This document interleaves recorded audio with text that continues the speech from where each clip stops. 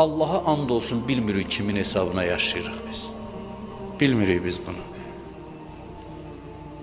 Dua eləyəndə deyin ki, ilahi, o adamlar ki, onun üzünə çörək yeyirik.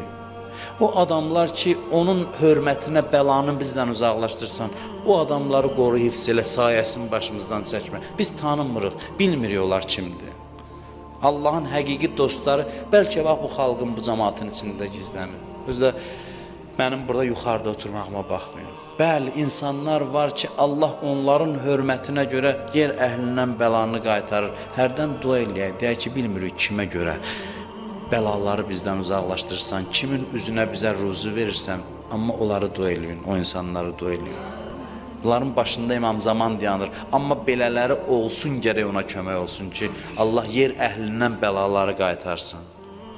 Bəzən bir xalqı bir adam əzabdan qoruyur, bəladan qoruyur. Cəmaatın xəbəri yoxdur ki, yiyir, içir, gəzir, elə bilir, belədir. Bilmir ki, bir nəfər var onların içində, onun hörmətinə Allah onu qoruyur.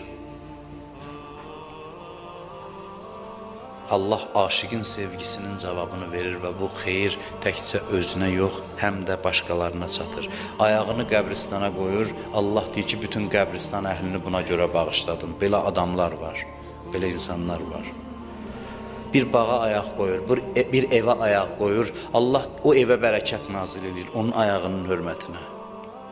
Danışmaq olmur bəzi sözlər, dillə şişirtməyin, adamları şişirtməyin.